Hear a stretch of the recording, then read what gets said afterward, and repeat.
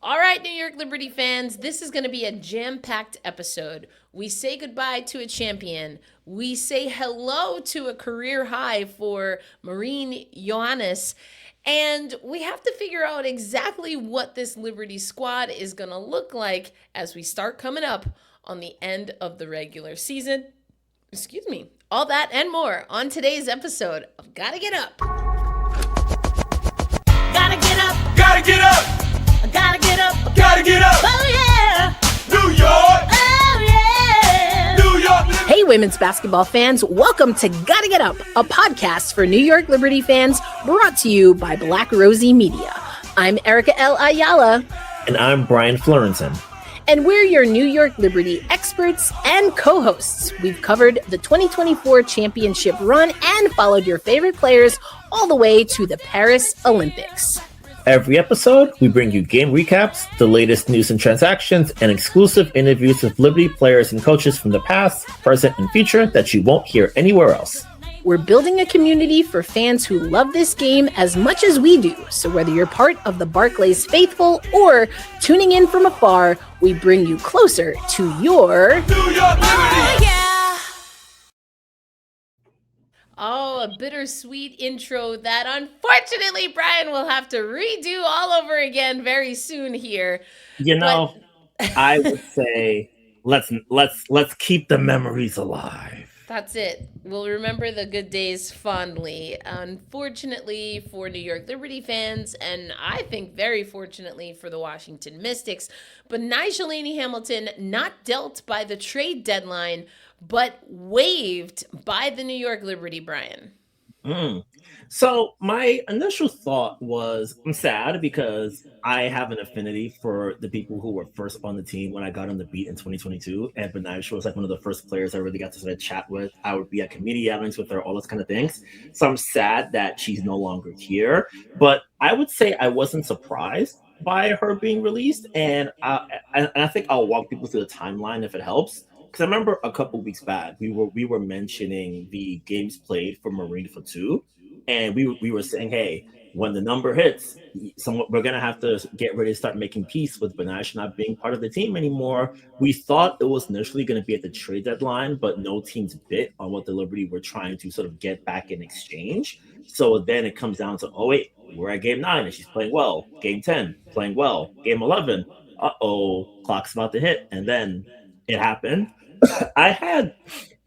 I was telling people like that I was talking to, I expected it to happen like when they were on the road because I was thinking, oh, game 12 will hit Sunday, she doesn't play, then you're almost forced into doing it, but it happens a couple of days earlier. So that part, I'm not surprised that it happened. And from what the players and from the people we talked to on Saturday after an off day, it seems like they weren't especially surprised either that everybody decided to move in a different direction.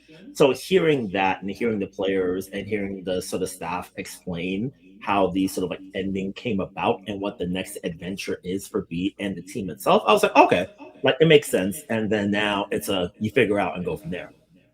But did they explain, Brian? I would say from it might be just like as you mentioned, it might just be her being like positive minded thinking. But from what they said, it seemed as if it was maybe we're not the minutes aren't here, the role isn't where I want, we don't have the role for you. It's best to just sort of like we'll try to find something, and then if we don't find it, this is the next best thing instead of just like leaving you to languish, if that makes sense. But I will say, I think it's a critical caveat to add. Even though B wasn't playing, she was still present and actively engaged with the team was doing. Because I think sometimes whenever a split happens, like a player who's on the way out is sort of like withdrawn, not engaged, and it becomes sort of like really hectic in that regard. That wasn't the case here, and I feel like that's critically important to stress. Because even though she wasn't playing, she was still active and communicative, being helpful and being a guide for like younger players on the team and the veterans as well. So it felt like everyone was like, okay, we know the role isn't what you want here, though you'll find the role elsewhere. And even as you're leaving, it's not it's not the worst sort of like divorce you've seen in sports. It's just like, okay, it's not working here now. We were happy for the time. Now we move on to the next thing, and you move on to a new environment where you get that role and be a guide. And I think really, as it turns out, take on a bigger role than you would have here, kind of thing. So it looks like it ultimately worked out for B in that respect. But the sadness, I understand. Like I think losing someone, it hurts. Yeah, I think that part it's on the takeaway. like, I find it so interesting that people are giving so much of the benefit of the doubt here. Because for me, everything that I've heard and everything that had been asked of this organization and what the organization shared does not make any sense to me. It doesn't make any sense to me. We saw Betnijah Laney-Hamilton, that viral photo of Stewie and the whole bench reacting, and it was like, okay, B is back. Now, granted, I will say this again, Brian, because you and I were at training camp and at preseason, and I clocked it then. I said the expectation is that Betnijah Laney-Hamilton may have to start the season for the Liberty, but she will not be a starter towards the end. That was clear as day to me, okay? That's number one. So the conversations, and we're going to play some of the clips that you got, the conversations seemed to start early. And I do think that Chris DeMarco he alluded to injury being a part of it. And so as someone who observed that myself and made that prediction, okay, cool, understand. What I don't understand though, Brian, is going from playing in that first game and stunning, right? To then being out for personal reasons, then also being out for injury reasons, then coming back in very short order to then be DNP'd and rotting on the bench leading up to the trade deadline, after the trade deadline, all for the Liberty to just waive Betnijah Laney-Hamilton. Now here's the thing. You want to tell me, oh, you know what? This isn't going to work out. No big deal. Why not waive her? If you're going to waive her anyway, why not waive her? That's number one. And then you're like, oh, well, you want to get trade value. Well, how did that work out? How did that work out? And also, if you're trying to trade someone and you're DNPing them, what is the incentive for anyone to want to pick up a $400K salaried defensive player with championship pedigree? What is the incentive for anyone to pick up someone who can't have any contributions to your roster? So like the miscommunication or the lack of transparency that was being shared while the team was being asked about it, if you wanted to give grace, maybe you say, oh, it's strategic. No. Because now some of the things that are being said are exactly what people who were asking about this issue were being told, oh, why are you asking this question? You know, let people have their private and personal space. It was clear as day this was a business decision and the math wasn't mathing. It still doesn't math for me. And so love the rose-colored glasses that a lot of people are wearing. And this, to me, is a misstep at some point in time when it comes to utilizing talent and thus utilizing talent for leverage elsewhere. If you knew that you wanted to bring in Fatou, which I think also became evidently clear as you talked about and is in our recent newsletter, you should go check it out, then I still don't understand the timeline. But let's hear from Chris DeMarco first, because he was asked about the timeline. We still have not heard from Jonathan Kolb on this. But again, it seems like all the time that we were asking Chris DeMarco, Betnijah Laney-Hamilton, what about the DMPs? What about the DMPs? And we were told, you can't play everyone. You can't play everyone, Brian, right? That's what we were told. That's what we were like, nope, pro teams can't play everyone, which is really interesting. I haven't thought about that, but I'll save it for after the break. Yeah, really interesting, because you know what Chris DeMarco did against the Aces? Played everyone. Every single player. But I thought we couldn't do that in professional sports, right? I thought that doesn't happen. So again, some of this isn't aligning. I don't understand, even if you wanted to move on from Betnijah Laney-Hamilton, why, while you were paying her, you didn't utilize her at all. For what reason? What is the reason? What is the reason? Do you think when the New York Liberty were losing those games that Betnijah Laney-Hamilton was the biggest, the biggest liability on that roster? I don't understand. But again, let's hear what Chris DeMarco had to say about it. So when it comes to Betnijah, did he communicate with you at all why she wasn't waived sooner? Why not before the deadline? Yeah, we communicated the whole time. First, I want to say Betnijah's a tremendous player, tremendous person, meant a lot to this organization and still does. And I know it was really difficult trying to find the right trade partners for her. And so in the end, we still wanted to give her that opportunity where she's able to contribute and have a larger role. And that's why we got to this point, really. What were the conversations like that you had with her towards the end of her tenure here? She's been great. She's been great. She's even when she wasn't in the rotation, just her leadership in the huddles, her leadership off the floor and everything, really good. And I think for her, even at the start of the season, she had expressed like if there's other opportunities that she wanted to look at those. And I think it came to the point where just as a team, like we all understood what this is and what we were trying to accomplish. And for her, it was just trying to find her the right place where she can succeed and feel good, and then hopefully that happens. We have confidence that will happen. When she expressed that, the needs, I guess you mentioned she was looking for other opportunities. At what point did that happen? Was it? I think throughout the season, some early on, but the biggest thing is she's coming off a major injury. Yeah. And that's always hard, taking the time off, and I don't think it's talked about enough how hard it is for players and that year off and trying to rehab, same gym, same routine. It just a lot goes into it. It's hard mentally sometimes too, and I'm not going to speak for B, and just as my experience working with athletes who've come off of ACLs, Achilles, other injuries, it's very taxing. It's just not the same. Putting in the work. It's not like you're going to individual drills. It's not like you're working with your teammates, all that stuff. So that's hard right away. So then her trying to work back. We started her at the beginning of the season. She played well. She took some time away for personal reasons. Got back coming off the bench a little bit. And then she had the injection in the knee, so some games off. And then there's a third time.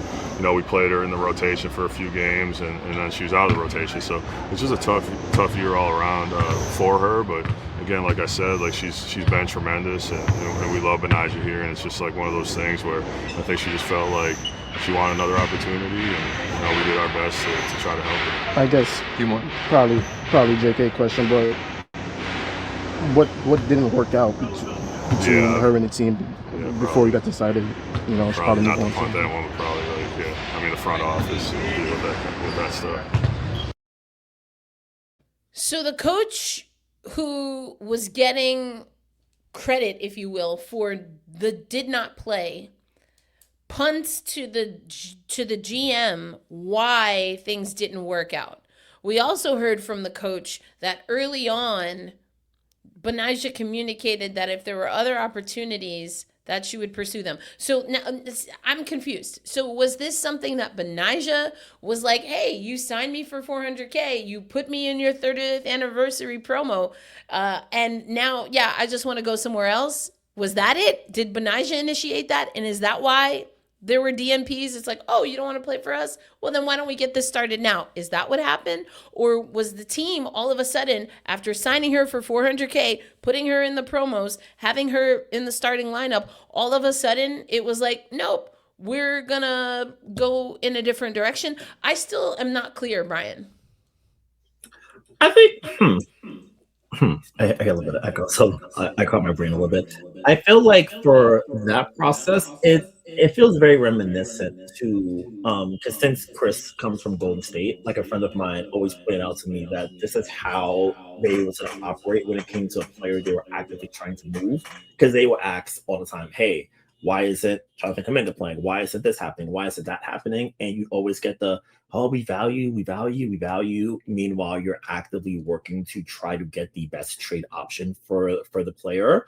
It eventually happened there, and then a trade didn't happen here, but a release happened. But a player is moving to a new destination all the same. So I feel that part is sort of consistent. It's tough for transparency purposes, because we're trying to figure out, hey, this player is XYZ. Why aren't they part of the rotation? And then they usually don't just say, oh, we're trying to trade them. Like every team just sort of like plays it to the vest in that regard. It's very annoying in that respect. So I understand everyone's hesitancy to sort of like take what they're selling in that regard. And I think especially with players, because I feel like sometimes like promo and team are a little bit different. Like I've seen situations where players are actively doing a community event and like 2 days or a few weeks later they're no longer part of the team. Like I covered an event a couple years back with Dee and she was like the last cut in training camp, and it's like, oh wow, damn, that happened. And then we had to press Sandy on it. So that part doesn't read as strange to me in that regard. It's just a thing. It's just a thing that happens. And I will say, I think the way they put it together, where it's starts in place well, has the exit, comes back, has to manage the injury all over again, and then that's where, because like once she essentially fell out the rotation, we talked about it at the time. It was around the time of the Seattle Golden State weekend trip where they all looked bad, and a lot of the conversation circled on B's struggles. It felt like that was the point where it's, oh, okay, she's not in the rotation anymore. It's one of those things where you need to, for players who are trying to get back, you need as much runway as humanly possible. And the only way to get through it, is to get through it and play through as much as you can. It felt like the Liberty context, I think they could have afforded that, and it wouldn't have detracted from anything. But usually when teams are actively trying to move someone, they almost put them in bubble wrap to not have anything sort of go wrong or have any potential value sort of stripped away. It's a very numbers way of operating, which makes sense in some respect. But for people who are like, oh, we're sinking right now, and a player we've seen help is not playing, the frustration is evident there. So I understand every aspect of it coming all together. And so, from what we heard from Chris DeMarco, do you think that was actually his decision then, in everything you laid out, or was this coming from the front office? We asked Cole, like it was like in the clip, Annie is like, Cole's not here, but you are, so I'm gonna ask you. And I felt the same way. It's like the person that we really want to talk to is not here. Chris, you are not. You are a supervisor of sorts, but you are not the person who makes the big decisions around here when it comes to that. And he even punts in the end. So that's more. It's more if we get Kolb eventually. It's a, hey, what were you seeing at the deadline? What was available? What didn't sort of like match up to what you expected may have been out there. But I think for Chris, he took it well as far as like trying to answer as much as he could from what he did. He might have let a little bit. Come on, Brian, man, come on. Was this his decision, or was this a front office decision? Was this a basketball reasons decision? Was this an X's and O's decision? Was this a wins and loss decision, or was this a money decision? I would say this is not the answer I think you want, but I'd say it's like a sort of like sort of like a mashup of all. Because when it comes to the roster decisions he's put together following the Indiana loss, we've seen the lineup with Beck Allen hit. And when it comes to players like a Fatuk, who's come together really well, especially in the fourth quarter, giving them another good ball handler, especially as Pauline Astey was going through her slump in mid-July. So you've seen that hit. And I think when it comes to the financial piece of it, there wasn't much to gain in that regard because 400K is a low number in the new WNBA math. And even within that, after B was waived, they signed Fatooks to a contract that's a little bit on the low side. I believe it's 72K this year and like 275 next year, if I'm not mistaken. But I have to double check the math. So it works out in that you lock in a player that's been in the pipeline for about 3-4 years now on a low number, relatively speaking, while still having them in the system where they can continue developing with you. And it feels like as the team has gotten a little bit younger, you've replaced an experienced vet with a younger player who's probably going to be here for a couple more years longer. So it works out in that regard. So through the rough stretch of mid-July, they sort of come around to a brighter August. Now it's just a matter of putting it all together from here. Z Diddy saying, Erica, DeMarco only played 10 players against Vegas. Remember, Leo and Satu didn't play. Oh, okay. Thank you so much for reminding me, the resident lover of defense, that two of our best defensive players are not available. Oh my God. If you hadn't reminded me just now, I probably would have forgotten. Come on, man. Don't play me like that. Everyone who was available to play in this game, who dressed in that game against Vegas, played. There were no DMPs, sir. Everyone had minutes, sir, is the point. That's the point. Leonie Fibic was not available. Satu Sabali, not available. Come on.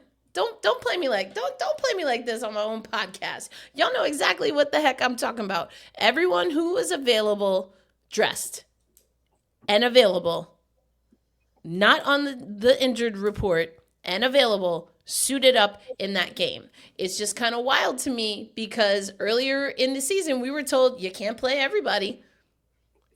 But apparently you can play everybody. Is my point. Am I being petty? No, I'm pulling receipts because none of this ever made any sense. And if you want to be like, oh, this is business, okay, then keep it a buck. But also how you do business is important. And I think it became clear at points that Betnijah was not as locked in to what was going on and how it was going down. And I'm just wondering why. Yeah, I can see that because I think what happens for anybody, I think we mentioned it in the context, I think of Beck Allen last week. Like you're happy that your team is winning, but you want to feel like you're giving something to the cause. And Beck was mentioning that when she wasn't playing earlier in the season, she was like really sort of struggling with like try to process and manage that out. And it's a very human emotion. I think as we discuss it, I hope for the people at home who are watching, I hope they don't take what we're saying as like judgment or like a criticism per se. It's just a natural reaction. Whenever you're in an environment and you're not able to sort of like put your boots on the ground and help out, it's like, man, I'm here, but I'm kind of not. And I think it's hard to stay locked in even when things are starting to turn around a little bit when you're not able to actually put in because no one wants to feel like they're just hanging, they're just there for the ride. I think in any sort of environment, whether it be team sports or individualized or anything in between, you want to feel like you're actively helping the cause. And when you're not, it's a oh wow, my timeline is ticking here. And I think for B, her situation is especially unique because since she's on a 1 year contract and essentially, you're playing for your next deal and a great season gets you from 400K to possibly 700K. We saw a player on Las Vegas essentially who's getting 800K for 3 years, and I'd say right now, even with her B being less than full strength, I think she's better than her. So, oh hey, maybe I can cash in on a big number. We've seen role players get $1 million contracts in this new WNBA. If a big run, well-timed run, oh, I'm really cashing out on the back half of my career, and I'm making a lot of great money and a great role and in a winning environment. So this season, I think, was really it was critical for her. It is critical, I should say, not was, because still her season's still active. It is critical that she gets out there, plays well, shines in big games, and that way she can build off of that and jump into something where the rewards are higher in addition to a steady role in minutes every game. Again, Z Diddy telling me things. Z Captain Obvious Diddy telling me things I already know, my man. I am fully aware of what the score is. Matter of fact, it is tied for the biggest blowout that the Aces have ever had. I know all of that. I spoke about it 3 times here at CBS. And also, no. Historically, the Liberty, other WNBA teams, not everyone sees the bench or sees the court, in a blowout, which is also the problem. That's exactly what I'm talking about here. But more to the point, don't tell me like I'm 5 that you can't play everybody when you literally can, and not doing so is a choice. It's a choice. And Brian is being very polite about it, but I'll say it.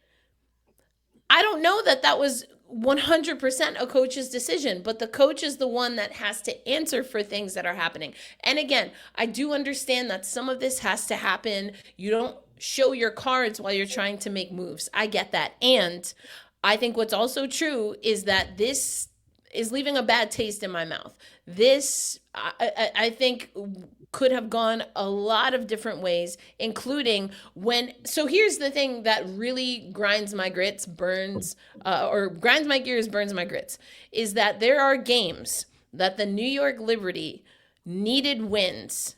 They needed wins, and they needed defensive stops.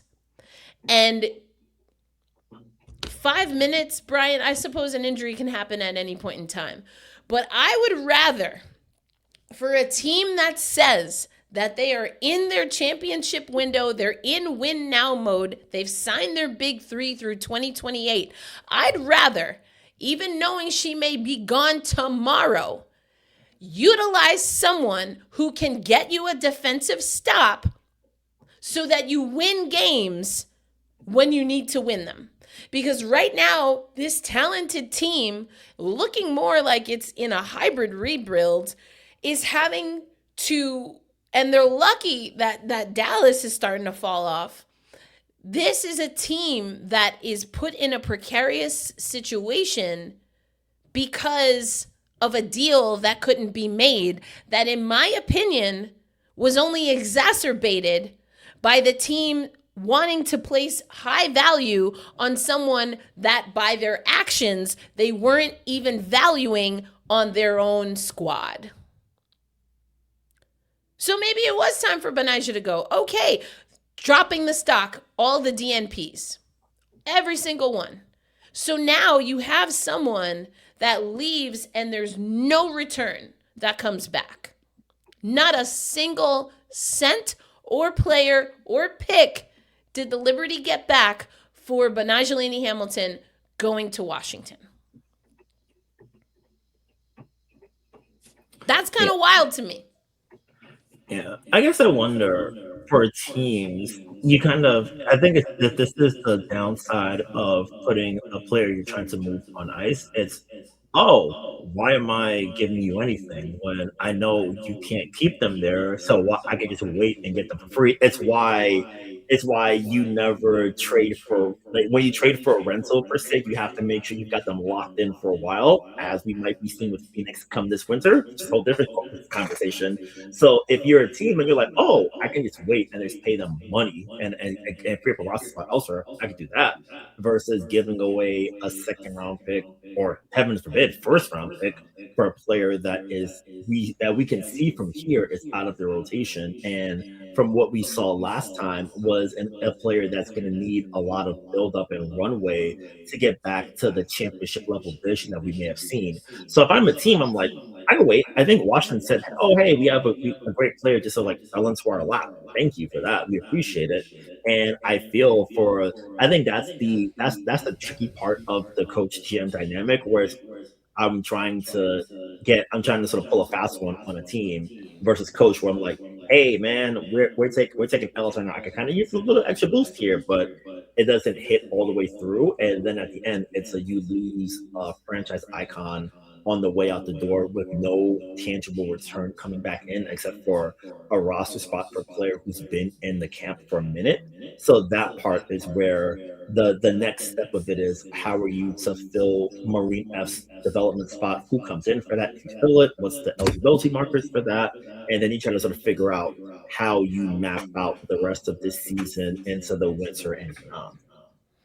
I mean, it just seems like a lot of work to do for a team that's trying to win a championship this season. And let's look at where they stand, right? Minnesota has already clinched. We know that Seattle is out. Golden State 3 games behind. Ace is 4.5 now behind. Indiana 6. Washington 6.5. Atlanta and New York also 6.5. So, the Washington Mystics, the team that Betnijah Laney-Hamilton just went to, are the same amount of games back from first. That, just to be clear, those are indicative of how far you are back from first. Okay?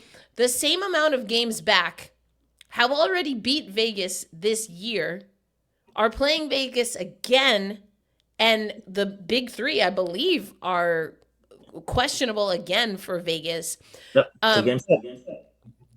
So now you have a situation where the New York Liberty are having to catch up to the team that they just sent Betnijah to. They're having to catch up to Atlanta, Indiana, the aforementioned Vegas, and Golden State here.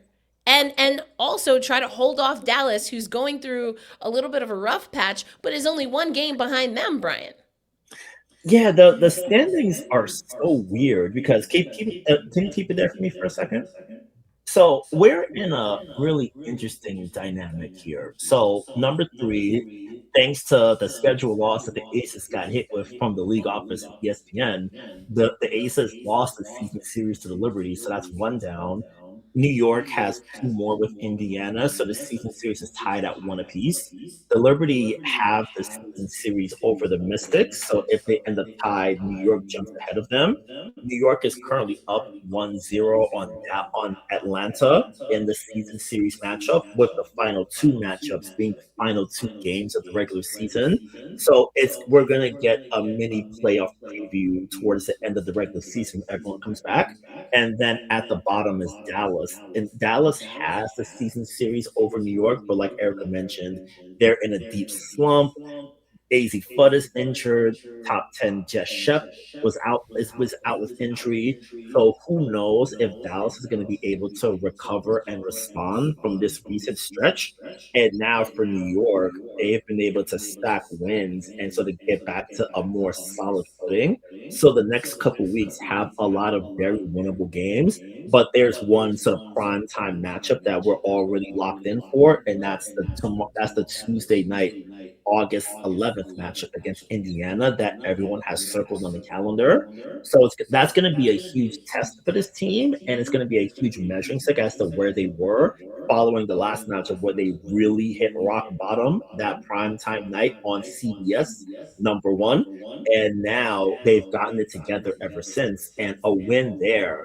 And then you have coming back home, Los Angeles rebuilding, although troublesome on Thursday night. Connecticut rebuilding can be pesky on Saturday night, and then Chicago next week Tuesday.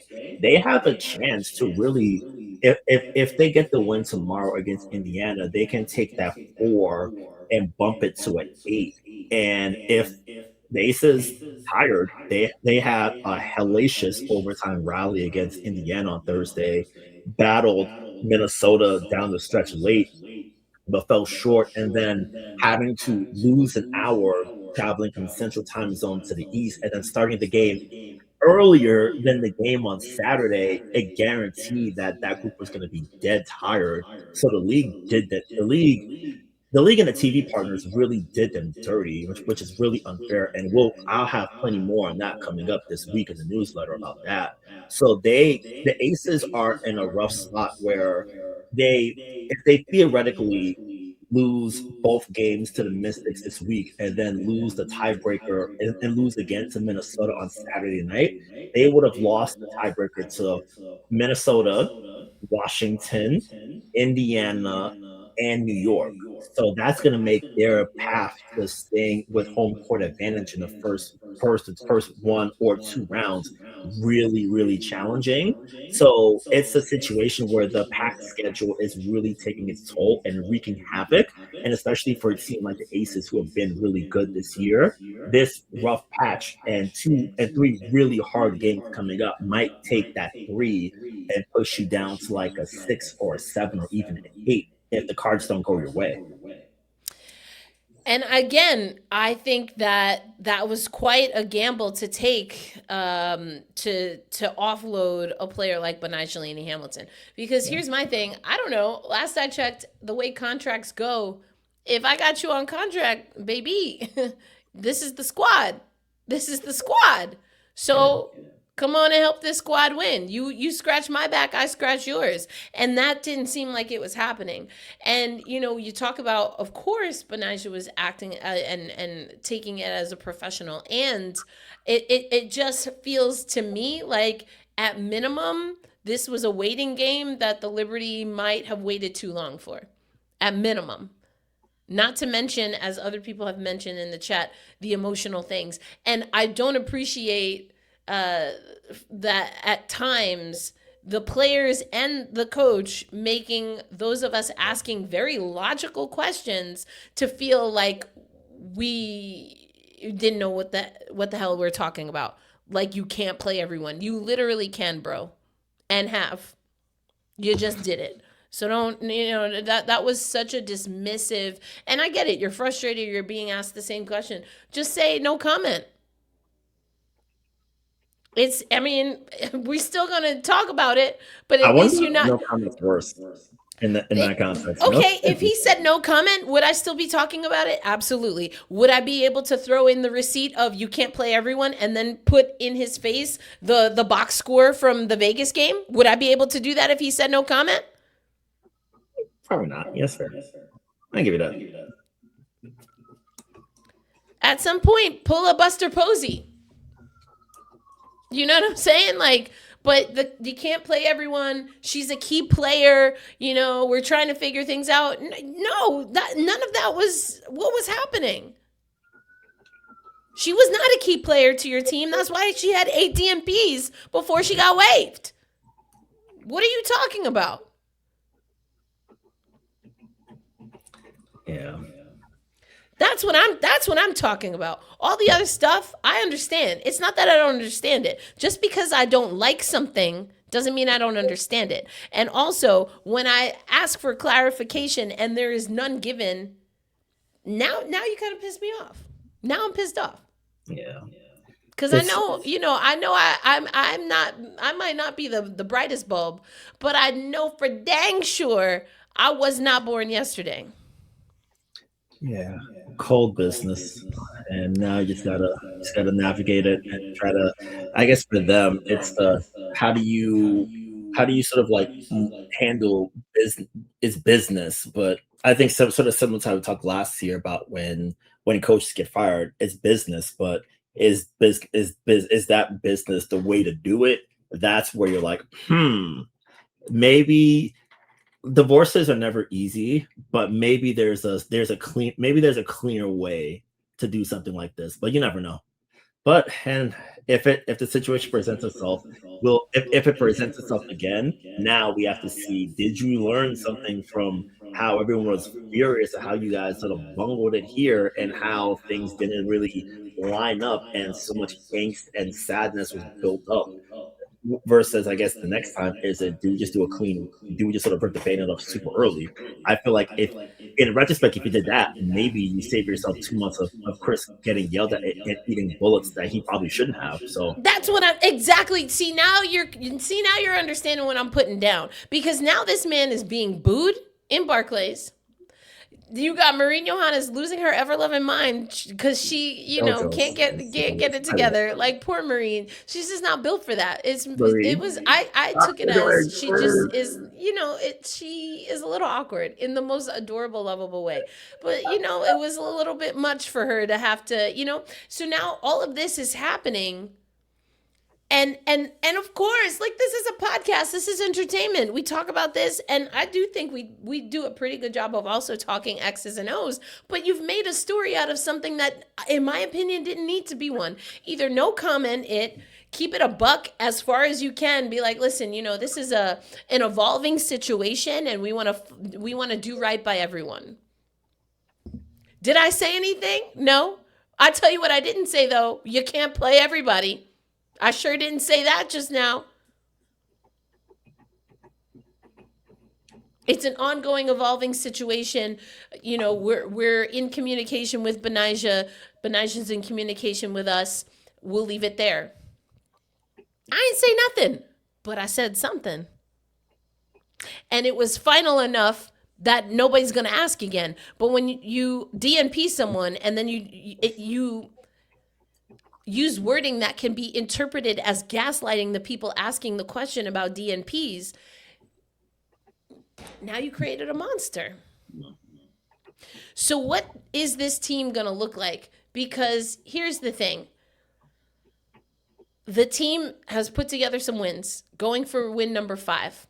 It's as much of a must win as you can have without it being an actual elimination game. And in my very strong opinion, a situation where had things been managed differently earlier, you might have gotten some wins earlier in the season, and you're not in this situation later in the season. We're now Washington has leapfrogged you. You have to get this head-to-head win against Indiana. And here's the thing about Indiana. A lot of people talk about Indiana, myself included, because I love me some defense. But Indiana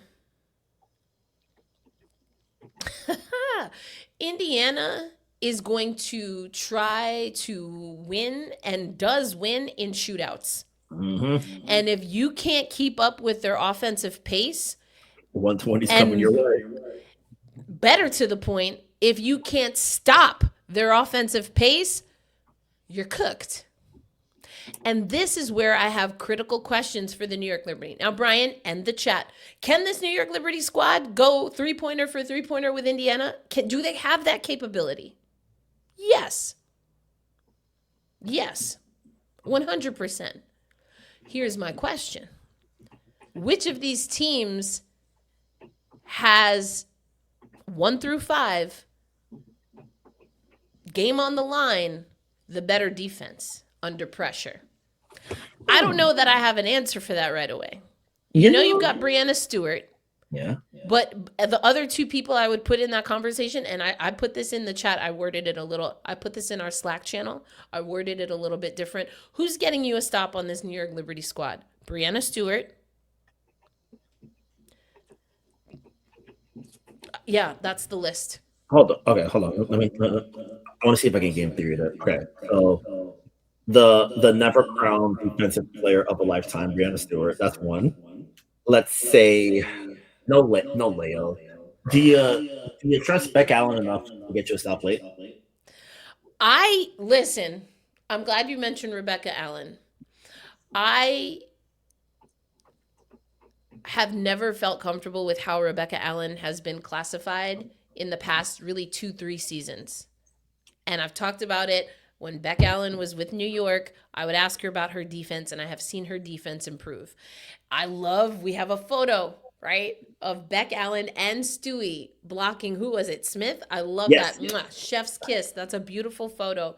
And I almost used it, but we had too much drama to talk about. So, sometimes you got to leave with the drama, baby. Get the folks in the chat. But now that we're here, let's talk about it. I want to say Beck Allen, even Beck Gardner. Okay? Here's my thing. Here's my qualm. For both Rebeccas, they, at times, I don't know if it was a dupe or what, but they were almost getting the Betnijah Laney-Hamilton treatment. DNPs for what? For no reason that I could tell. When you need perimeter shooting, when you need perimeter defense, I didn't understand it. So I like that in theory. In practice, is that what we're going to get? And comparative to what you get from Stewie, or when you have a healthy Phoebic, but maybe more to the point, a healthy Satu, they're not quite the same. Do they give you a better chance than other players? Yes. And is it the same as Jackie Young? Is it the same as a Gabby Williams? Is it the same as, I would trust a Bree Jones to get me a stop. I need the ball. I would trust me a Bree Jones. I don't know that we have enough players like that. I don't know that we have enough players that are going to be able to handle the ball in pressure with poise. I don't know that we have enough players that are going to be able to get in their teammates' face with some sandpaper and say, baby, what we're not going to do is give this ball to the other team for free. We leave it here with something, a foul, some flesh, whatever, a technical. Y'all not just walking up and down the court. That's what I'm talking about. That's what's missing from this team, and that's what's missing from Indiana. I think it's a toss-up. I think it's a shooting gallery. We've seen how many Indiana games have gone to 100-plus games. Even within Seattle, neither one of those teams can get a stop, and it was a 200-plus point game. Insane. And I don't know that this Liberty team is built for that overtime. Now they only have to play Indiana once, so there it is. And unfortunately, outside of the top two teams and the Aces when they get their life together, because Asia Wilson is still on that team, I don't think that there are other teams that are going to get a guaranteed stop when they need it with the game on the line. Erica, two-parter for you. You ready? Yeah. Okay, tomorrow night, Liberty up 98-96 late.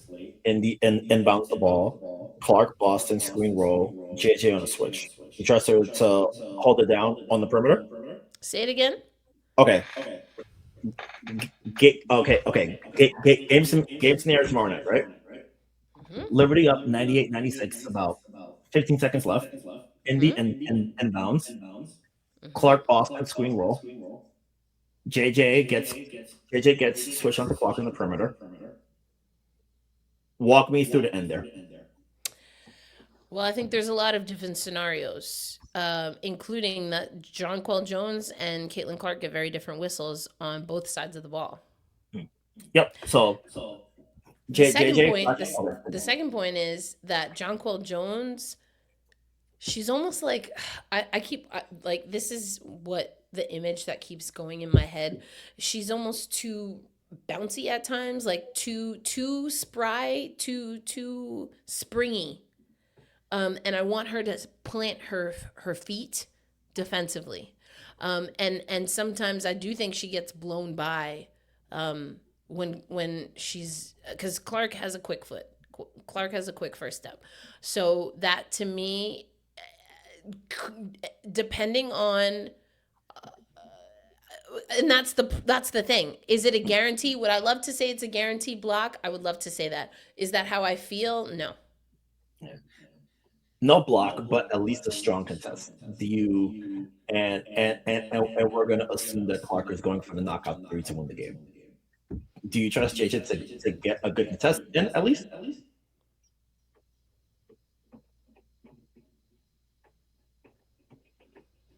50-50.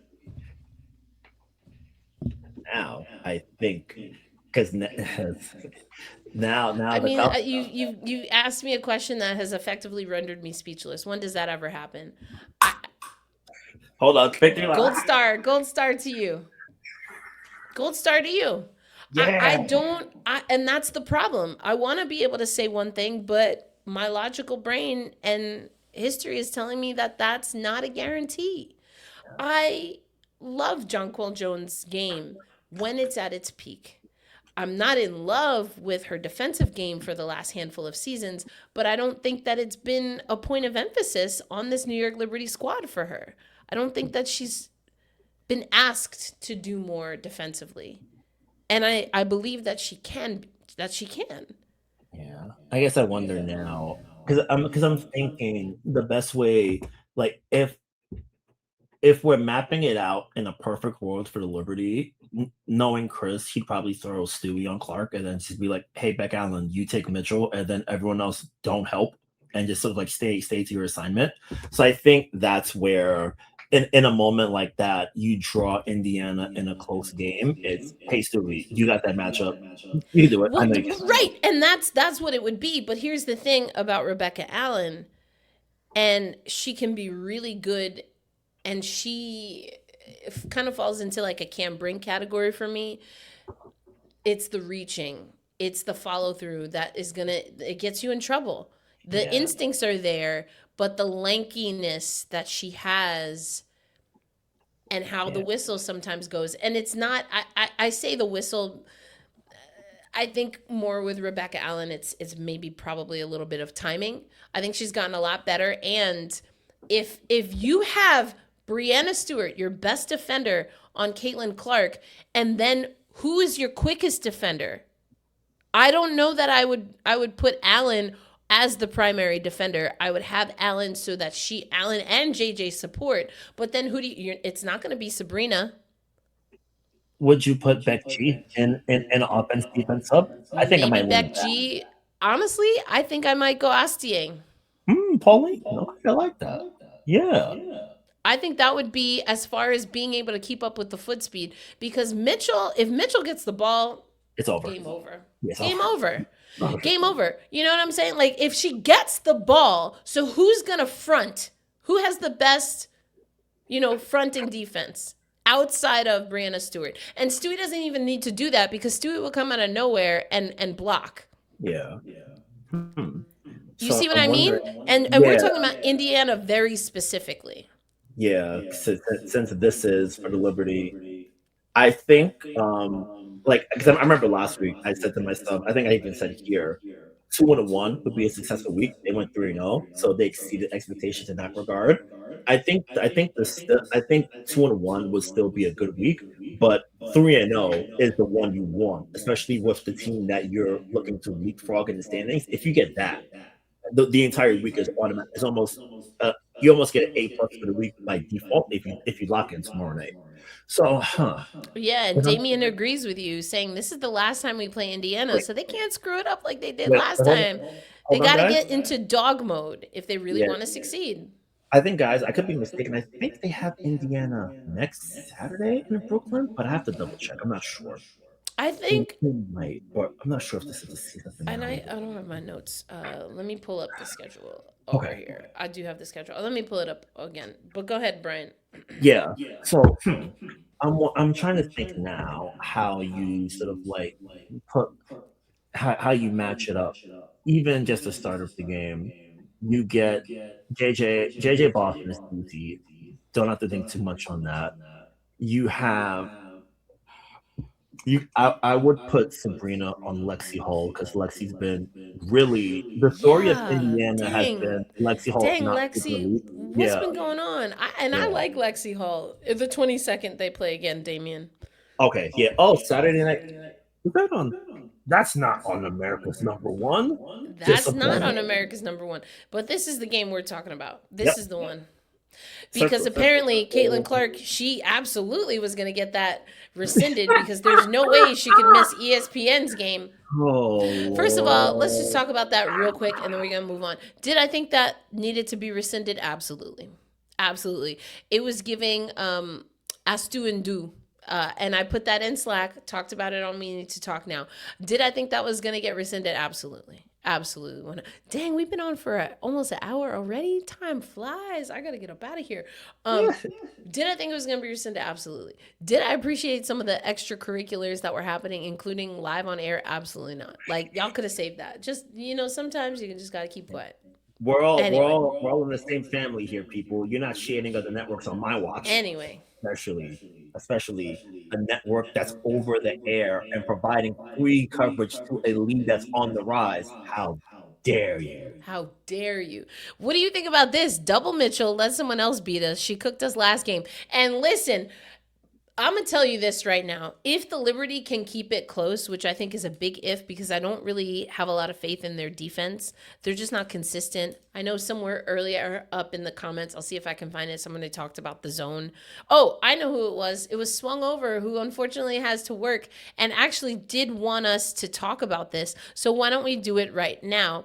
Swung Over asking, I've heard people say our reliance on zone defense is too easy to take advantage of. Pretty sure y'all have said something similar. Would you be up for explaining how this happens if true? Now listen, I'm not anti-zone. I'm really not.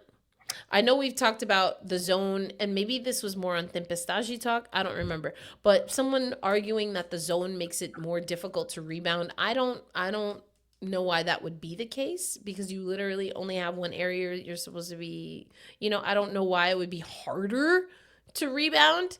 But anyway, but also you just have to actually know what you're doing when you say you're trying to rebound. So, I don't know how far those $25 fines went, but I hope they pay off for this game tomorrow. But I think for me, the thing that makes you, and what game was it? Was it the Aces? Probably. Where Asia, like they did a great job on Asia, and then she got to the nail, right? Yep, As they say. Yep. She got to the nail, Third and quarter. it's wide open. It's Mhm. wide open, and she time. can make a midi. She can make a mid range. And I'm sorry, again, the shooting gallery that is the Indiana Fever, they will gobble up the mid range if you keep it occupied in the zone. And if you're gonna play the zone for extended periods of time, Brian, you better be quick. And I think we might have talked about it. I feel like on here and Tempestashi, we've talked about like zone defense in general. And I think to Swung Over's question, a lot of times with the Liberty, teams would be able to sort of like get into the middle super easy, and then you have a situation where teams are over helping, especially at the nail with, oh, I see someone who's flashing and driving to the rim. Oh wait, I have to leave the strong side. Oh look, easy kick out corner three. The corner three is the shortest distance for 3-point shots. Easy three going the other way. And too many times, and I think on the rebounding tip, it's where those long rebounds sort of like fall out of position for you, and then you're defending for 20 seconds. Now you have to defend for 34 seconds, and then another rebound, 48 seconds, and eventually you're either going to commit a foul or there's going to be an open shot that you can't defend anymore. So when you're able to, because when you run it over and over, I feel like I say it here a lot. It's like someone who throws 100 every pitch, and it's, oh, I throw 100, but oh, that the person who's batting is a professional hitter and knows what to do with 100 when they see it Once they 10 times in a catch row. up, yep, we talked about Once they that. got it, once they got it, it's in the gap for 2 runs coming down the other way. So I think that's where for the team going less with that and sort of like not having that as your main option is super valuable, and I think that's critical. And I see Z's comment here. Firstly, hello. First game against the Fever, big lineups, JJ Stewie, Satu, Leia, plus Aspect, with former coaches. Yes, and I think for that matchup especially, Pauline in particular was really able to punish Clark for the foul trouble, and because Clark doesn't want to foul out, because I think for great players who are in foul trouble, you almost do the I'll trade a 2 because I can get you 2 on the other end. But she had a terrible game that night, so she couldn't get him anything. And Pauline, who is I would say probably one of the sneakiest drivers in basketball, back in slippery. At the Commissioner's Cup, Chelsea Gray was like, "Man, I really playing Pauline. I'm so impressed as to how good of a driver she is, and she's super impressive." So players around the league recognize how good Pauline is already. So that's and having a player who can consistently get to the cup and really draw foul trouble, and a critical little distinction that we'll talk about. And we, dear friends, are taking it back to 2024 Tempestaci talk for Indiana, because Erica, who did they sign today? They signed Mercedes Russell. Correct. And last time I remember thinking about Mercedes Russell was on the adventure that was the 2024 Seattle Storm. So if you want to get a little bit of background, let's get the mixtape to 2024 Tempestaci talk and relive an era in time. Listen, Mercedes, that's the Barcelona way of saying it. But I think defense has to be the name of the game. The Liberty have to be able to win defensive battles, because although they absolutely can keep up with Indiana, I don't know why you would do that if you don't have to. Not in that building. And it's going to be interesting. It's going to be really, really interesting to see what buttons are pushed and pressed, because I still have a lot of questions about this Liberty roster. Yes, they're on a 4-game winning streak. Yes, they should have some determination and some grit to win this game, but there's still a lot of questions. I want to go back, though, to Betnijah, just because Stewie had some great things to say, and then also just Betnijah's closing words, which I thought were very beautiful. But here's Stewie talking about B, and then we're going to start wrapping up here, and we got to talk about La Magician, Marine Jonas.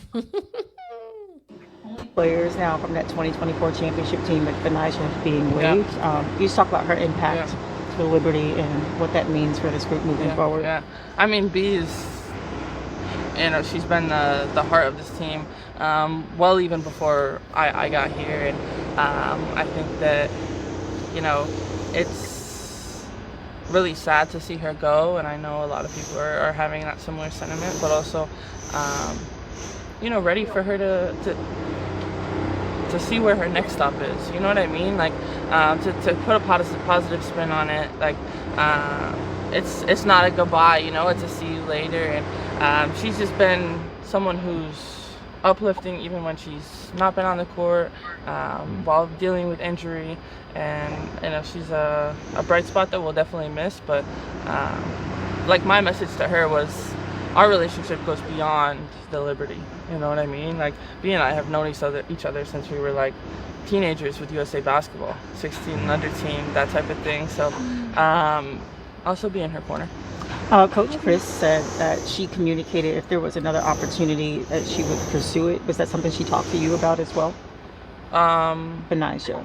Yeah. At the beginning of the season, yeah. he said she sort of communicated that. Like what do you mean? If there was another opportunity that came up in terms of another team interest. Yeah, I mean, I think that she's ready to kind of turn the page, and that's okay. Was that something she communicated with you as one of the leaders of the team? Yeah. But while we were here, it's, you know, we're all gonna be present and be supportive, and I think that while it is a hard thing to do, she did it incredibly well. You know, she made sure she was really present with this team. How would you sum up her legacy with this franchise? I would just sum up her legacy as like B was so New York. You know, the toughness, the grit, the determination, like people walking around New York with Timbs like that. Like, you know what I mean? Like, that's like, not to say she's walking around with Timbs, but I know what you mean. that toughness, that grit, that type of thing. Well, that's what we're waiting to see more of. Also, I cannot wait for Barclays to finish that construction. Also, man, ZD, man. Like, You know? I just want to know, do I come across as someone that does not know basketball? Do I come across? And I'm like, come on, man. And you know, defense is my thing. I don't want to hear the excuses about how zone makes it harder to rebound. Because you know what the first rule of rebounding is? Know where the opposing player is. And then you go to the opposing player to box out. You don't put your body out in your magical little box in zone and then, just hope for the best. No, you go body to body and you box. That's how you box out. Wait a minute. What are we talking about? It shouldn't matter if you're in man or zone. Boxing out is the same. You find the body and you box it out. That's how you rebound. What are we talking about? Come on, man. Come on. Like, excuses. Like, stop with the excuses. These are professional players. CYO is learning how to box out in a zone. And you mean to tell me that a professional WNBA player can't do that? Come on. Not with the excuses. Like, play defense. Yes, is defense hard? It's about hustle. Do you want to win or not? Box out. Because of the zone. Like, I don't know what a zone means. I know what zone is. I know what areas are. Also, boxing out don't give a damn. Boxing out is agnostic. Okay? You either do it or you don't. Y'all getting me upset. Hello? Am I like, come on. Am I like, if I'm lying, I'm dying. You either box out or you don't. Period. Don't matter if what? Oh, I was wearing the wrong shoes. That's why I couldn't box out. That's what this sounds like. What you mean? Either do it or you don't. Like, did you get up and wash your behind or no? Box out. Like, it's simple. What are we? Come on now. Thank you. We got 5-year-olds that know how to box out. Anyway, so they better box out. They better box out against Indiana. They better figure out how to get some stops. Because Indiana might be a lot of things to a lot of people, but I can tell you what they are. That's a shooting team. Boy. That's a scoring team. I've been to Cambridge once for a Fever game. It was the game where I think Jordan Canada torched them in the first half, and then they shut our water off. It was last year. They shut our water off after halftime, and just hearing how that building gets when they go on a run, it's so electric. And I think what really did New York in last time, and they've talked about it, and we've talked about it here a lot too, is just making sure you don't turn the ball over, because every team wants easy buckets in transition. You get out on the run, especially at home, that crowd gets some juice, that crowd gets hot, and then all of a sudden 3-point game, you're down 10 points, you're down 4 or 5 possessions, you got to call a timeout. Everything is hectic, and then that building is getting louder and louder and louder, and the sound really comes down onto the court in a really unique way. So you want to make it so you don't let that building get fully engaged, and that's where that's where you need to just really make the most out of every single possession, because you can't have wasted possessions against a team that dynamic and that explosive, because if you do and you're turning it over on the other side, you're in deep trouble, and then 5-point game turns to 15, and then 15 turns to 25, and then you don't want that. For real. I'm just catching up on the comments here. Al Page, Erica, my girl, you've been negative Nancy lately. No positivity. Okay, here we go. This is for you, Al Page. Remember, you asked for this.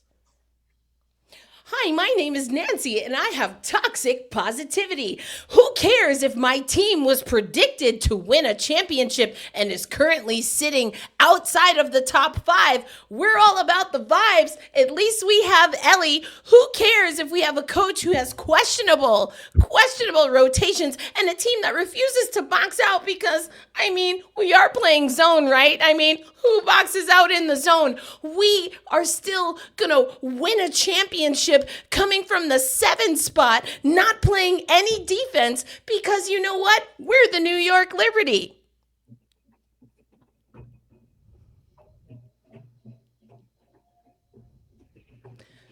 Come on, y'all. Come on. A team that's not boxing out, that's fair game. Absolutely fair game. To the point where their coach started with fines, and then they pushed back on it. For what reason? I know not. Come on, you want me to be positive? I'm going to keep it real. That's what being a New Yorker requires. We're not nice, but we're kind. Negative Nancy. Nancy ain't nowhere in my damn name. I don't know who she is. Sorry to that woman. Goodbye. Good night. Good night, Nancy. I'm calling it like I see it. Do you think this team is good enough defensively to take on definitively a top 2 team offensively? Is that what you want me to say here? That's cap. You want me to lie? You want me to lie?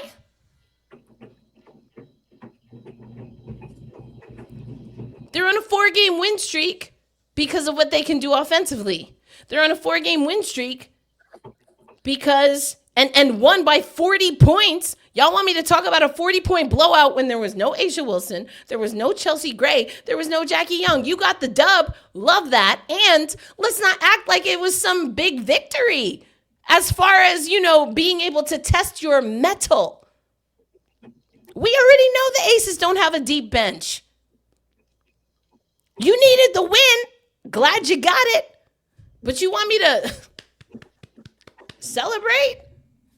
Their big 3 didn't play, and understandably so. They needed rest. I don't know what you want from me. Calling it straight from the hip like I always have.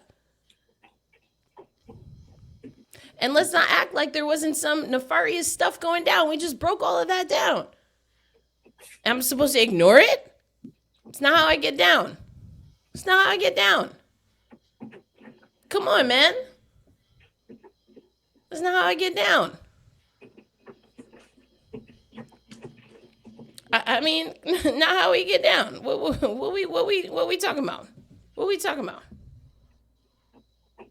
This team has a lot of holes. They're getting it together. I don't like how they did Betnijah.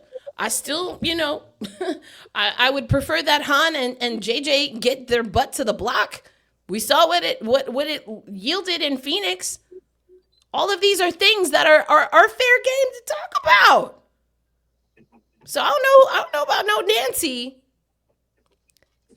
You know what? My name is Ruth because I tell the truth.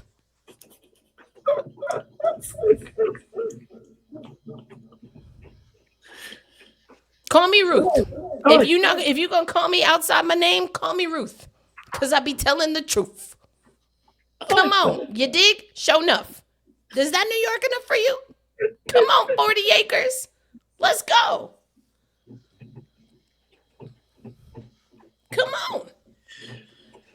7th place. 7th place. Everyone had you winning it all. And you in 7, and I'm supposed to be like, oh, gold star. Matter of fact, I'm going to give you 7 because that's the seating that you're currently in. 7 stars for 7th place. No, man, come on. Don't call me Nancy, but you could call me Ruth. You could absolutely call me Ruth because I'm going to tell you the truth. You might not like it, but here it is. I'm going to serve it up hot, too. Let's go. I'm going to serve it up real hot. Stir that pot. Okay, let's go. Got work to do. This team has work to do. Period, point blank. Ain't no way of getting around it. Health and player ability, one of the most crucial aspects in team sports success. You know what? Absolutely. You know, it's tough. Man, Satu gutted on contact to the face that I don't think was reviewed the way it should have been. Against Vegas, no. And less. the league never answered their calls about it either. That's wild. See, like, I'm sorry. Is it time for Ruth or should we go get somebody else? Where's Pollyanna? I don't know. Let me go find Pollyanna for y'all real quick before we get into this next topic. No, come on. Like, it's unfortunate. I don't like the conversation people have about Satu, about how she's injury prone. Now, I do understand that is what it looks like, but also it's a physical sport. Yeah. You know, I don't see her, you know, taking layups from the the top rope type. She's not being reckless. Yeah. She's playing basketball. And like, that's what happens. Like even the concussion in the finals last year, like that's like once in a lifetime kind that's of a stuff. Freak accident. Yeah. It's just I feel like a lot of times people just like throw injury prone on people, and I'm like, it's just like freak stuff that happens. Like you can't. It's not like it's this muscle is always messed up. It's just like someone clunked me in the head and I got laid out on the hardwood. It's just like like that. What can you do? She's not throwing her body on the ground. You know, she's not being excessive. I don't think it's just freak accidents. Yeah, and even just like to briefly take it to the men's side for a second, Big Victor got concussed, and it's hard to get to the big guy up there. That's just some freak stuff that happens. You just can't control for it. And I think I need to read about this and try to find out if there's been reporting on it eventually. But I'd love to know if concussion reporting in the league has changed this year, because I remember seeing a story, I think it was from the LA Times earlier this year, where there were a lot more reported concussions. This was like May, June or so. There were a lot more reported concussions in the league this year than in previous seasons. So I would love to see if there's been any analysis or investigative journalism that sort of like explains the sort of like the advancement of concussion diagnoses and findings and how the league sort of protocol compares to things like that. It's a heavy topic and it's going to take a lot of research, but I'm going to make that part of my homework for the next couple of weeks if I can.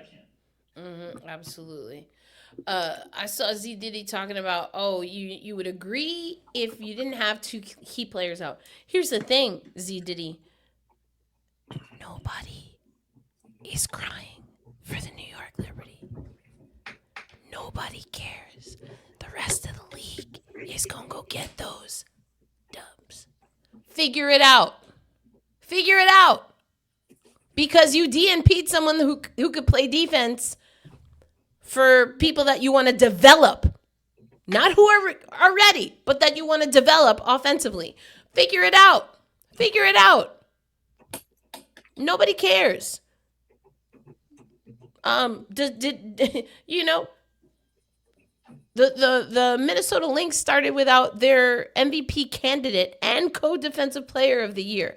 Matter of fact, they lost they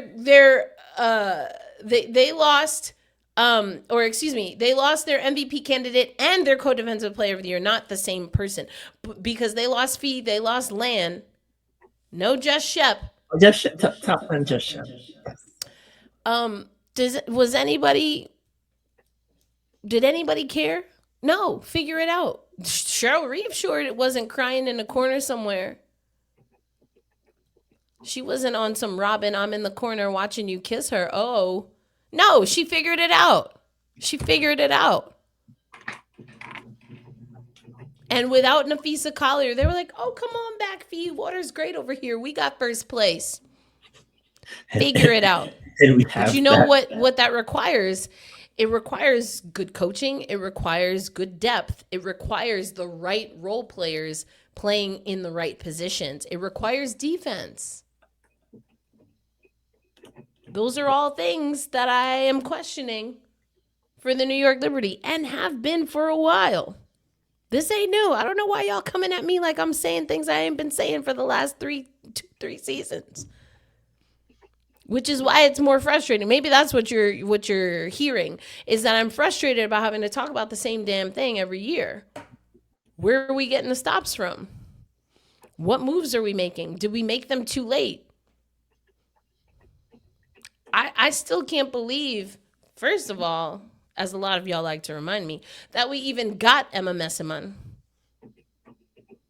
And honestly, I wish she would have listened to me, because coming here, that might have been the last time we see her in the WNBA, and that was tragic. I did not, boy. The Messiman Talbot 1-2 combo did not hit. It was rough, but now you figure on and you try to get better for the next dance. Y'all are being like very selectively obtuse here. Y'all are being very selectively obtuse here. With all due respect to Leo and Satu, they are not equal to what Asia Wilson, Jackie Young, and Chelsea Gray bring to the Aces. Satu is brand new to this team, and Leo has been in and out. And I love that both of them are on this squad. Love it to death. And what do Jackie, Asia, and Chelsea have that Leonie Fibic, Satu Sabali, and the New York Liberty don't? Years of service. Don't come on, man. Let's not do this. I'm making basketball arguments, and you could go 10 toes down for your team. That's fine, but let's not act like there aren't basketball arguments to be made. Losing or winning a game by 40 points when Asia Wilson, Chelsea Gray, and Jackie Young aren't playing. Do it when they are playing, and then we could talk about that. Have they beaten the Aces with Jackie, with Chelsea, and with Asia? Oh yeah. Did they do it by 40? Like 17 or so. Well, that's not 40. I mean, but 17 and 40, they're close, right? Those are the same. That's the same, right, Brian? Yeah. Or is one more than double the other? I didn't pass calculus, but I get, my math ain't so good. My math ain't so good. That's why I talk for a living. Kick my butt, but come on, man. Trigonometry, I was solid in. Basic math, I'm like, yeah. Come on now. Come on now, y'all doing a lot right now. Y'all doing a lot. I love New York, something awful, and I'm gonna keep it real because I'm a New Yorker, and that's what we do. Call me Roof because I tell the truth. Not Ruth, but Roof. Roof, tell the truth. Let's go.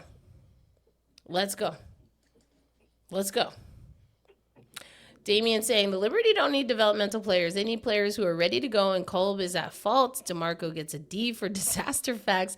Emma isn't coming back to Liberty. I was surprised she got here in the first place. And then I was like, dang, man, why I had to go down like that? Not like this, Emma, not like this. Because I don't think we ever seen her come back. Not just to the Liberty. I don't think she coming back to the W. She's like, I'm tired. This place is the projects. Why come back here? This country, boy, right now. Nah, I don't want to. Nah. There you go. No, thank you. Black Metronome saying the injuries suck.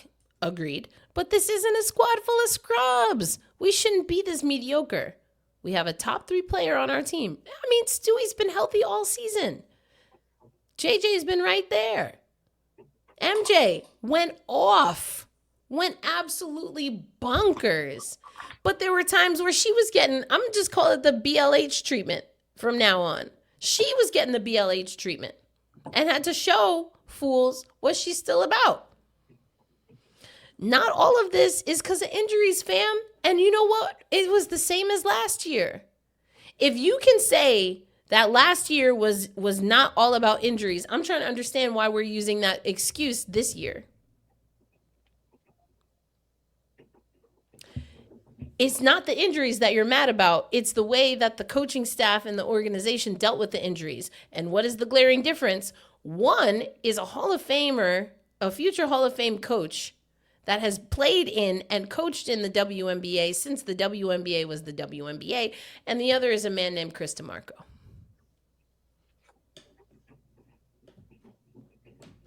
If the injuries,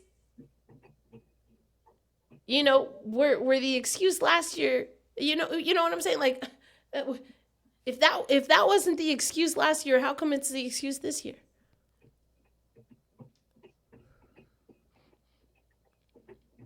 Because Stewie's playing. Sab is playing. JJ is playing. Those were the injuries we were talking about last year. Those were the injuries we were talking about last year.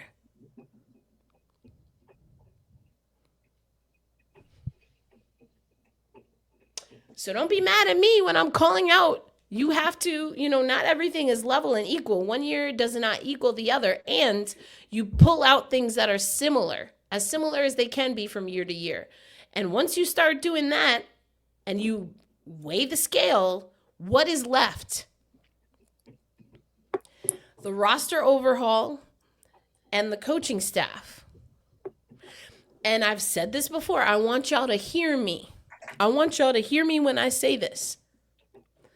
Having a coach that is brand new to this team, brand new to this league, having to work through this is not the issue, broadly speaking. Because if you come over to when we have our Tempestagi talk, which will be Wednesday this week, we talk about the team. We talk about the new coach. But the expectation for Seattle, not the same expectation in New York. And so if you're going to bring a starter coach to New York and tell us you're still in a championship window, you know what? Nobody cares. This is your first year. You have a championship roster. It didn't bother Becky none. Because bad boy Bill Laimbeer built her a bomb-ass roster. That's called alliteration. I might not know my numbers, but I know a little something about the English language. She was given a roster on a platter. And that's not to say that Becky's not a good coach, but she was set up to do what she does. Because Bill took care of the rest.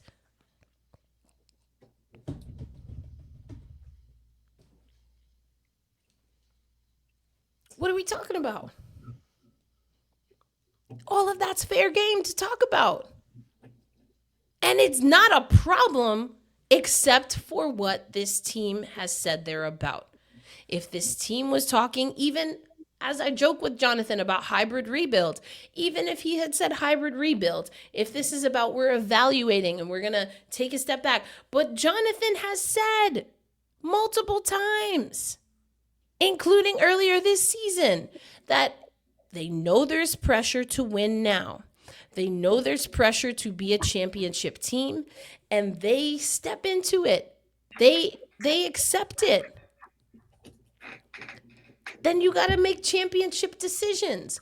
Not that they're easy, but it's about timing, it's about personnel, and it's about pivoting when you need to pivot and knowing when it's not time to overreact and when you sink your heels in deeper. Those are all things that you have to make judgments on. And just because the judgment is wrong doesn't mean you can't course correct. But I'll be danged if I'm not going to call out. That didn't work, fam. Emma Messiman didn't work.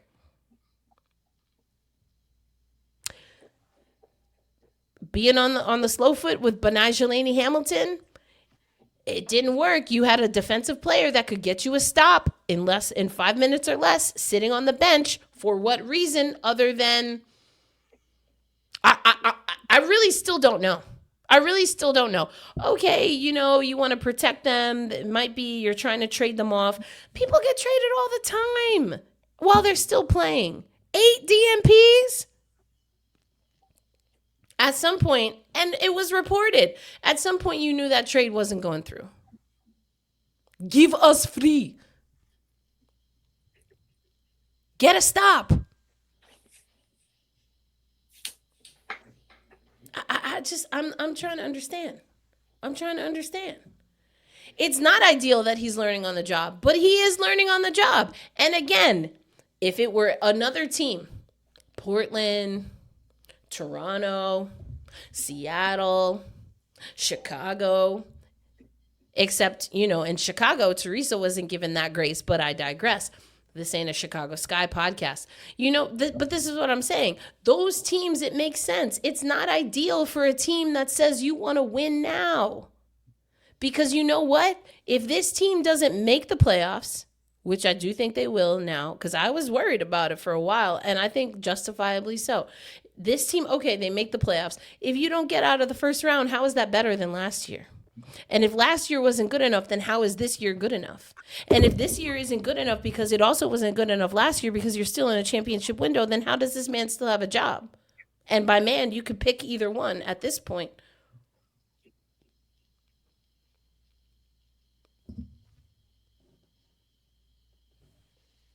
But I'm negative Nancy instead of the truth for Ruth. We just had people in the chat, Brian, talking about Betnijah Laney-Hamilton, it's business. Oh, but when we're talking about the coaches and the GM, then it's not business? Then I'm being negative? Then that's going too far?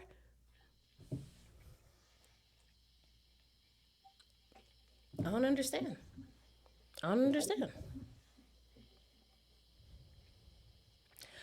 This is what I'm trying to say. Not a team where you should have a coach that's learning on the job. I'm with you. But I said that before they hired. I was like, and people are like, oh, bring in Teresa, bring in Tolliver. I was like, if I'm gonna keep it a buck, I don't want nobody who's doing this for the first time stepping in to take over the Liberty. They better be a real basketball genius, like for real. First ballot Hall of Fame type foolishness.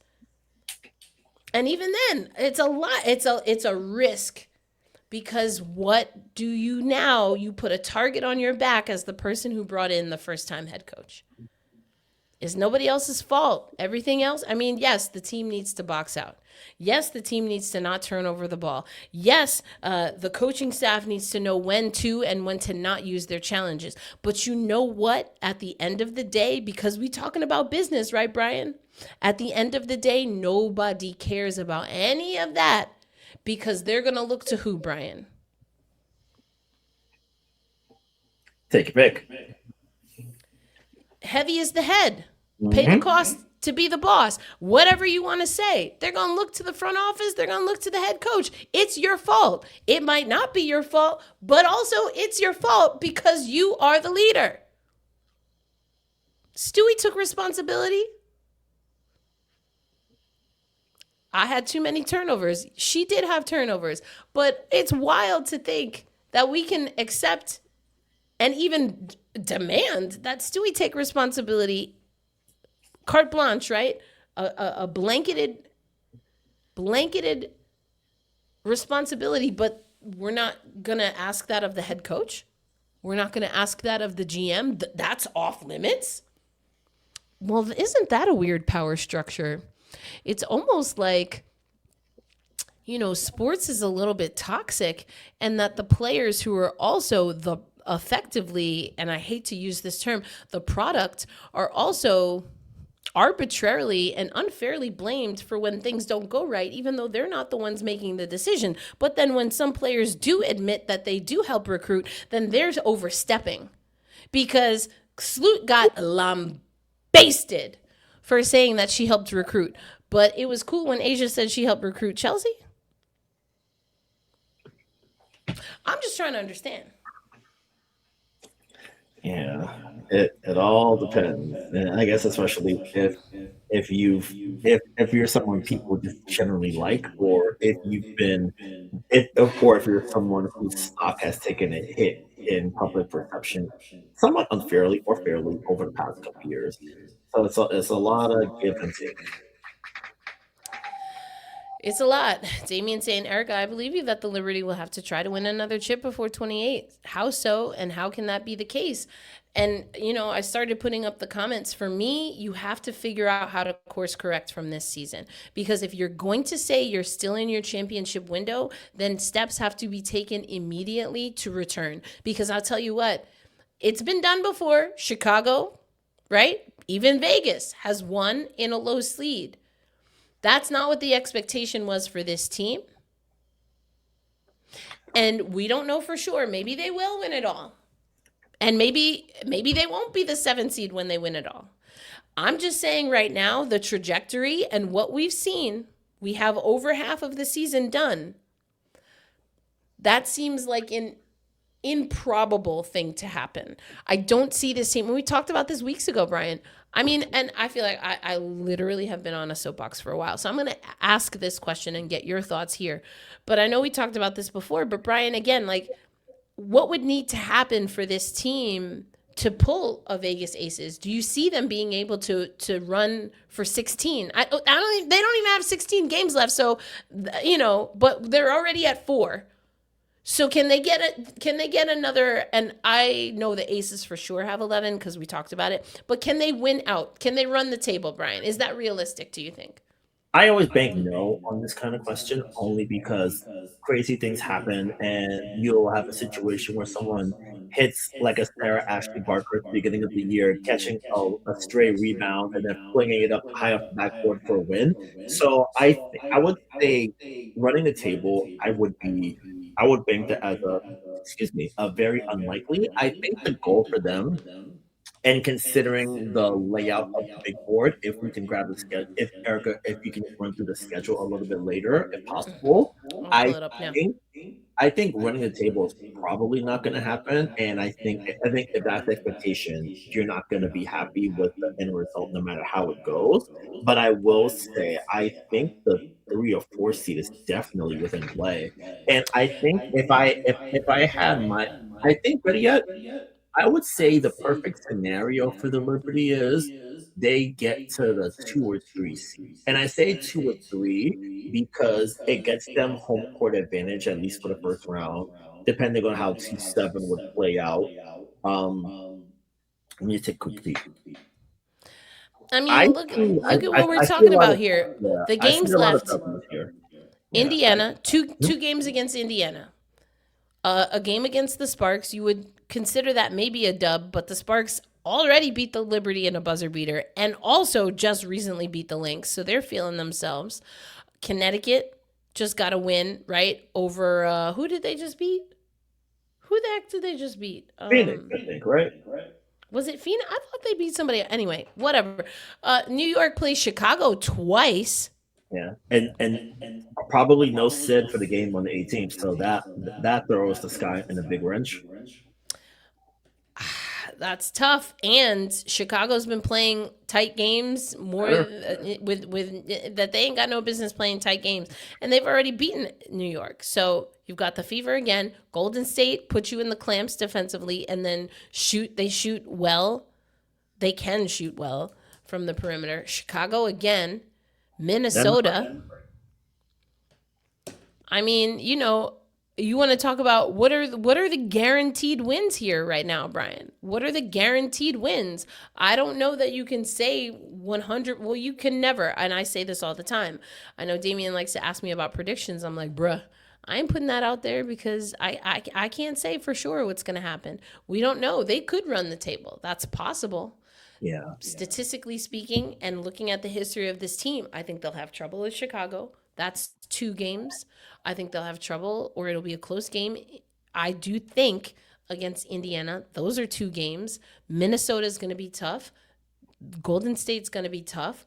They've lost a game. In my opinion, they had no business losing to LA already, so that's not a guarantee. Connecticut can steal a game on teams. Yep. So what are we talking about? I think the goal, if I think the goal is split in two. One is getting to the 2-3 bracket. You get home court at least for round one, and depending how the other matchup goes, possibly round two. And I think ultimately the biggest win would be avoiding the Minnesota side of the bracket for as long as you can. I think because the wins have been so exceptionally good, you want to hold off on seeing them until you absolutely have to. And let's say, for example, Minnesota is on this bracket. They go through theoretically Atlanta. Let's say Dallas at the 8th seed right now. Dallas at the 8th seed currently. They go through that in round one. Round two is theoretically Indiana. You let them run hog wild for 5 games, and then while you on your side, you deal if you're at the 3. Or let's say at the 3, you draw an Atlanta team that's been in a bit of a funk. You draw maybe if Dallas gets their stuff together, you draw them at 6. You know that you can get in the paint against Dallas if that's the case. Or you draw a young Washington team that, with the exception of Betnijah and Laney-Hamilton, only has Shakira Austin played 4 playoff games in her career. I think Nick has played 2. And then everybody else is at 0. So you're essentially getting a bunch of kids. Not everybody. Except for Laney. Yeah. Laney is the big blanking, is the big sort of like red light exception on that group. Not everybody. Yeah. And sometimes ignorance is bliss, and that looks like this Washington team. Washington, man, I'm very excited to see what they're gonna do. I love that Sidney Johnson. Like I be watching him in the back. He be doing. I'm like that he on it, man. I'd be so happy. I'd be so happy watching that post game just for him. I'd be like, what's Unc gonna do tonight? As long as he don't break no hip like us old can do, Unc, you making it happen, man. I'm happy. Don't break a hip. Do not break a hip.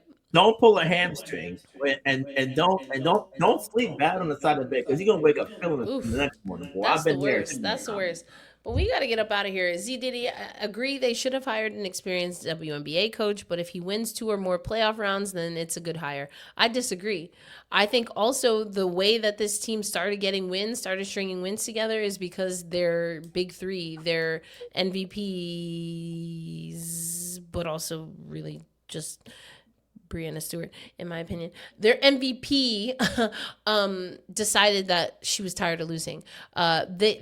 Somebody in the league done pissed Sabrina off by saying that she was asked to be in the 3-point contest and she wasn't. So you know what? If they start stringing some wins together, I would say it's a toss-up between Sue Bird not putting Sab on the roster and the coaching staff. And by a toss-up, I mean that it's the coin has the same 2 sides. But anyway, I don't think that and I've said this before. I think we have the clip on social media. For me, with the promise, with the potential, and also with the lack of execution here, for me, if this team doesn't make it, I think semis is being generous. Yeah, I really think they need to make it to the finals. Anything less than that, and honestly, even then, I don't think that Jonathan Kolb or Chris DeMarco should feel safe, because if you can let go of Sandy Brondello just 1 season removed, not let go, they did not renew her contract. I just want to be clear. And again, some of that is also that Sandy might have wanted to move on as well. But what is the writing on the wall that Sandy is seeing, and maybe even Betnijah is seeing? What is the shift that's happening with this organization that is leading to what seems to be an incongruent expectation and execution? I don't think that it's a success just because DeMarco gets through the first round. That is bare minimum for the roster that the Liberty has. Okay, so you get through the second round. Good for you, boo-boo. You should have been done that last year too. What are we talking about? We're bending the expectations in one way for what seemingly seems like some coaches. And it's an insurmountable expectation, an unrealistic set of expectations for others. And ain't that the world? Welcome to being a Black woman. If you ever wanted to know, well, you probably won't, because you wouldn't believe or listen to me anyway. On that note, let's wrap up this episode of Gotta Get Up, a podcast for New York Liberty fans, because now y'all really gonna piss me off when I start thinking about the treatment of Black women and how people don't believe us, they don't trust us, they speak over us. When we call a spade, they're like, no, actually, it's a heart. Okay. Cool, tight. And then you steal our bodies, you steal our DNA, you steal our intellect, but we're the ones that ain't shit. Okay. See, now I done went somewhere else, because that is the plight of the Black woman. It's just like it makes you feel like you're the one who's wrong for calling things out that you know to be true.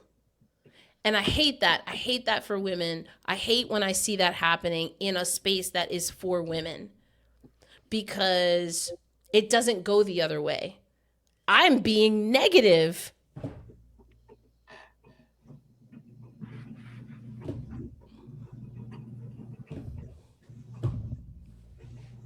Okay.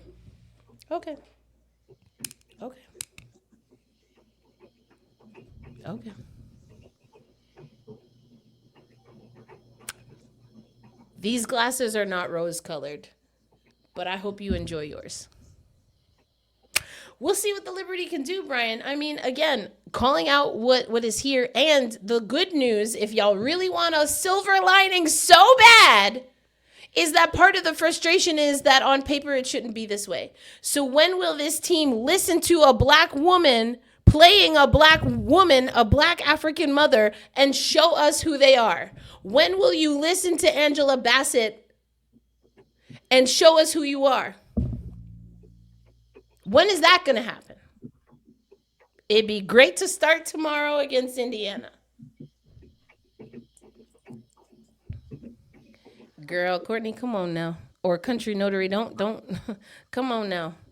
I know you know. I know some of y'all know what I'm talking about. And even if he did say it, somebody else said it first and he just took it. So there you go. I'm with Sharice here. If they get bumped, everybody got to go. Not keep Ellie, though. Is Ellie part of everybody? Y'all got to let us know. Ellie, friend of the pod, co-signed, got the Ellie stamp of approval on the pod. So there's that. Come on, y'all. Listen, there's a lot to be frustrated about. There's a lot to mourn when it comes to Betnijah. I know a lot of people are going through it. And again, show us who you are. That's what we're asking for. And they're on a 4-game win streak. Can it continue? Step up. Show me more. Show me more is what I'm asking for. Yeah, I think if I'm ballparking by the time we're back, I'll include next Tuesday as well too. I would say if they go through this next 4-game stretch at 3-1, that's a success. In a perfect world, you grab all 4, but we'll see. But at least getting 3 out of this stretch will be a success before they play Indiana at home next Saturday night. So if they're able to go 3-1 in this next week and change, I think that'll be a success. And then if it's 4-0, then they would have passed the flying colors, and by proxy, they would have gained on at least 2 teams in the standings and give themselves even more of a boost as we draw closer to FIBA. Well, we'll see. And I know people are asking if Satu and Leo are playing in the FIBA World Cup. Well, if you would like to know, make sure you subscribe to the Women's Basketball Roundup. All subscribers at any level will get access to our field guide. That's right. We are giving you updates on all of the rosters as they come in, and you'll get a PDF version of that if you are a free subscriber. If you are one of our premium or paid subscribers, you will have access to the live document. That means as soon as we update it, you get the updates. But the guide is also going to have all rosters of all of the teams competing. It's going to cross-reference those players on their WNBA teams, from their NCAA teams, so you can see who is carrying the most pride going into the FIBA World Cup that will be held in Berlin. We also have some fun facts there, and we'll fill out the scores as the games go on. So it is the perfect time for you to become a subscriber to the Women's Basketball Roundup. This is our homepage. Go check it out. Betnijah and Laney-Hamilton is no longer a Liberty. We have that out. We talked about the No Space for Hate campaign, gave you thoughts about the USA roster, which is official. Still waiting. We have Australia and the United States. Yes, France. Yep. So we have those rosters that are updated, and you can find all of that by being a subscriber to the Women's Basketball Roundup.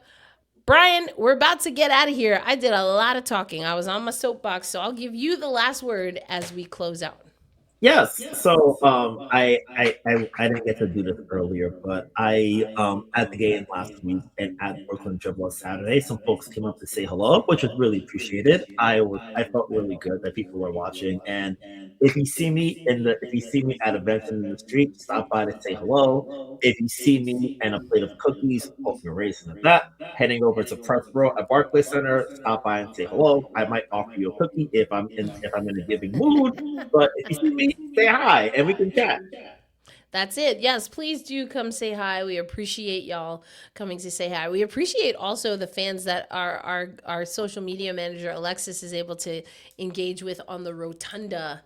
And if you do one of our interviews, kind of, Rosie on the street style, you will get one of our Black Rosie Media pins, and we've got some stickers. So look out for the street team, aka Alexis. Will the league take a break during the World Cup? Yes, they will, Country Notary, and that is also in our guide, the full schedule.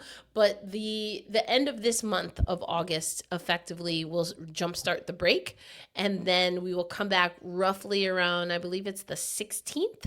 But again, all of that is in our field guide because we want to make sure that you are all up to date and up to speed with what is happening for the World Cup. The World Cup starts on, let's see, I believe it starts on, is it the 4th? Let me see. The FIBA, but it starts early. I can't recall right now, but it starts in early September, and it's going to be in Berlin. So listen, I know that some of y'all might be mad, but also don't be surprised.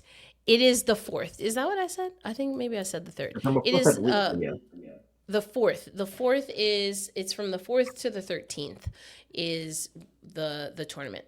And also, critically, for folks who are looking to watch along at home in the States, is going to be on USA Basketball. Is going to be on That's TNT. correct. And I believe, just like for the qualifying tournaments. yeah, I believe HBO Max for folks who are trying to, I guess, depending on the tier you have for that, that's where you can watch. That's how I watched the qualifying World Cup. Yeah, that's how you can watch even more of the action of other countries that aren't USA. So it'll be available. We'll have the TV guide in the newsletter so folks can keep up while the days on break. Hope to do some watch-alongs also, especially when we've got some, as I like to say, BRM classic players playing. So France, USA is going to be a good one. Germany, anytime they play. But don't be surprised. I'm with Z Diddy here. I know not everyone's going to like it, but y'all got to understand. Germany made their first Olympics in 2024. They're hosting the World Cup.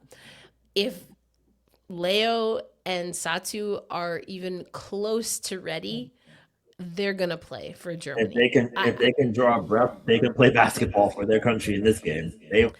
I'm telling you, and I wouldn't blame them. I would not blame them at all. Not one singular solitary moment. Got to do what it do. But Jeremy, Damian, Country Notary, Z Diddy, Al Page coming for me again, but we appreciate you hopping on. Amir was here, Sharice, Black Metronome, so many people. Jimenez, Albert, I saw you come through, swung over. We know you had to work, but thank you for coming in and leaving your comments and your question, which we did get to. Jem, thank you so much. Kamal was here. Rachel stopped through. Thank y'all so much. Mello, Fabian, thank y'all. If you're not already subscribed, please do so. And then make sure you set your notifications so you know when we have our next live stream. The next one will be for Tempestagi Talk, and it should be on Wednesday night. We're just double checking schedules and confirming, but it should be Wednesday, not Thursday this week. And then, of course, you can follow us on social media. Because I'm sure Alexis is going to have such a field day picking out quotes and reactions from this. I told Brian, I was like, now listen, we're not going to be here for 2 hours because I got to go. I got a plane to catch in the morning. 2 hours later. But always a good time. Thank y'all so much for popping through. Always love. I'm come with the truth like Ruth. But I truly do appreciate y'all coming here. We're not always gonna agree, and I am a New Yorker, so if you want me to be nice, I might disappoint you, but I try to be kind, and I'm always gonna get my clap back. Okay, time to Ellie wave up out of here. Peace out, everybody. Thanks for stopping by.